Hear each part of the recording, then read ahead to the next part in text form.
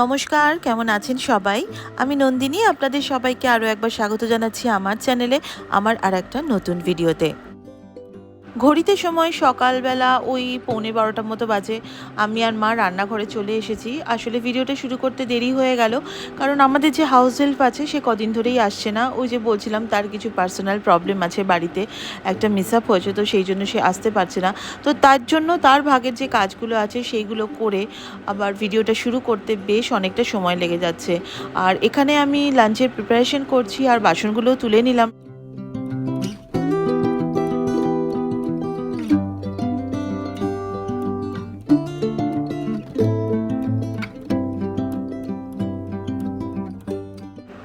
রাই গেছিলো পড়তে, তো খুব হালকা ব্রেকফাস্ট করেও গেছিলো। তো এখন চলে এসছে, সঙ্গে ওর এক বান্ধবীও এসছে। তো আমিও যে এই সময় যে ফলগুলো ও খায়, তো সেইটাই আমি এখন ওকে কেটে দিচ্ছি। আর বাচ্চা মেয়েটাও যে সঙ্গে এসছে, তো ওদের এই গরমটাও যেহেতু প্রচুর পড়ে গেছে, তো সেই জন্য আমার মনে হলো যে ওদের একটু শরবত বানিয়ে দিই। আর আমি যে একটা শরবত কিনে এনেছিলাম, যেটা ডিপার্টমেন্টাল স্টোর থেকে, আপনাদের সাথে হয়তো শেয়ার করা হয়নি, তো সেটাই ঠান্ডা দুধের সাথে কিভাবে বানাচ্ছি সেটাও আমি আপনাদের সাথে আজকে রেসিপিটা শেয়ার করে দিচ্ছি।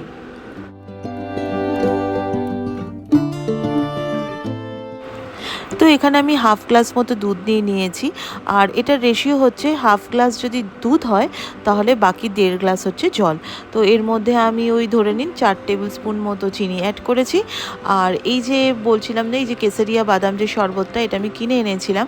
এখন তো এমনিতেও রমজানের মাস চলছেন, যদি কোনো মুসলিম বন্ধু আমার ভিডিওটি দেখেন তাহলে ইফতারের সময় কিন্তু আপনারাও এরকম একটা শরবত বানিয়ে খেতে পারেন, শরীরটা কিন্তু খুব ঠান্ডা করে।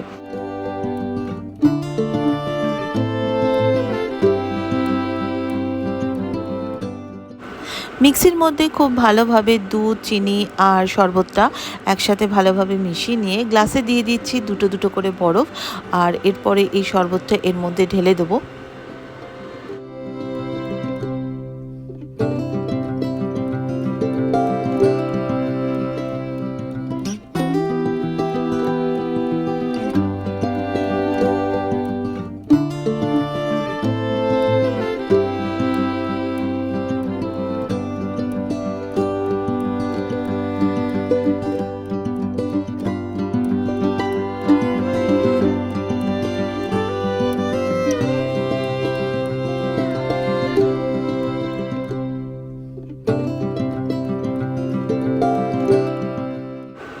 তো এরপর খুব তাড়াহুড়ো করে স্নান টান করে নিয়েছি, কারণ আজকে রাইকে নিয়ে পড়তে যাওয়ারও রয়েছে।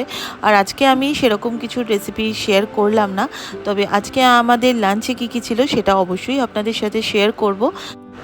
তো আজকে লাঞ্চে ছিল ভাত, বাঁধাকপির তরকারি, টকের ডাল, কাতলা মাছের সর্ষে দিয়ে ঝোল, আর ছিল স্যালাড, তার মধ্যে শসা, পেঁয়াজ, আর হচ্ছে কুলের চাটনি। এটাই মনে হয় আমাদের বাড়িতে সিজনের লাস্ট কুলের চাটনি।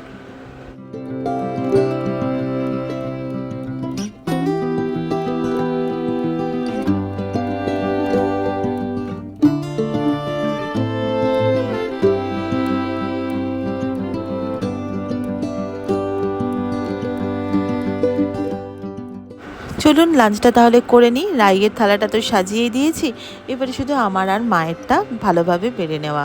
তো লাঞ্চ টাঞ্চ করে খানিকক্ষণ রেস্ট নিয়ে তারপরে মেয়েকে টিউশন পড়াতে দিয়ে চলে এসেছিলাম। আর যেখানে রাই টিউশন পড়তে চায় তার পাশেই একটা গঙ্গা রয়েছে, মানে বেশ খানিকটা হেঁটে গঙ্গা রয়েছে। তো আমরা কয়েকজন মা, মানে সবার বাচ্চারা ওখানে টিউশনে পড়ছে কোচিনে, তো আমরা ভাবলাম এই এতক্ষণ বসে কি করব, তো আমরা বেশ খানিকটা হাঁটতে হাঁটতে আমরা এই গঙ্গার ধারে চলে এসেছি। আর এই যে সময়টা, এটা ছিল একদম সূর্যাস্তের সময়। গঙ্গার অপর পারে যেভাবে সূর্যটা অস্ত যাচ্ছে, এই দৃশ্যটা আমার মনে হলো যে একটু ক্যামেরা বন্দি করি এবং আপনাদের সাথে শেয়ার করি।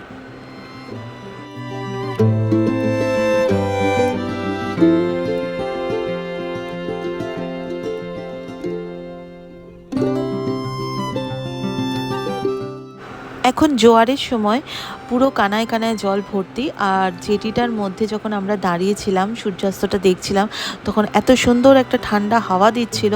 এই যে হঠাৎ করে যে পড়ে যাওয়া যে গরমটা, তার থেকে কিন্তু বেশ অনেকটা রিলিফ লাগছিল।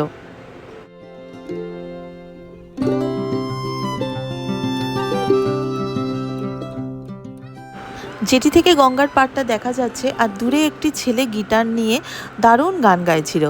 আর ওখানে রয়েছে একটি কালী মন্দির, আর তার পাশেই রয়েছে একটি মহাশ্মশান।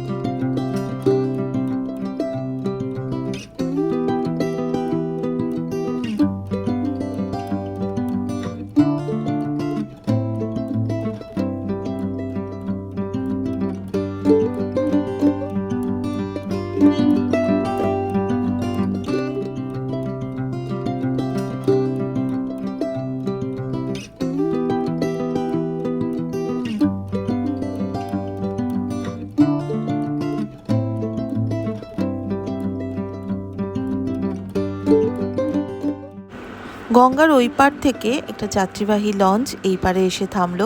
প্রচুর মানুষ ওই পারে চাকরি বাকরি করতে যান, তো তারা অফিস থেকে ফিরছেন। আরও কিছু মানুষ এইখান থেকে তারা তার বাড়ি ফিরবেন, তারাও এই লঞ্চে করে আবার ওই পারে যাবে।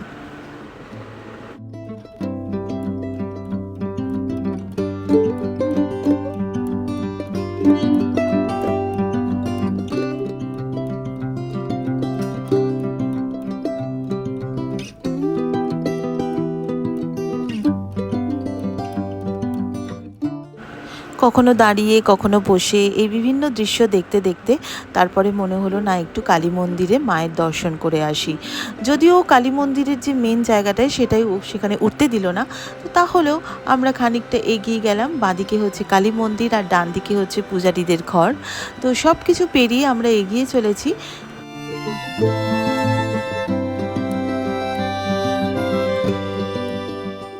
আর এই যে নাট মন্দিরটা এখানে উঠতে দিয়েছিল, তো এইখান থেকেই দূর থেকে মায়ের দর্শন করলাম।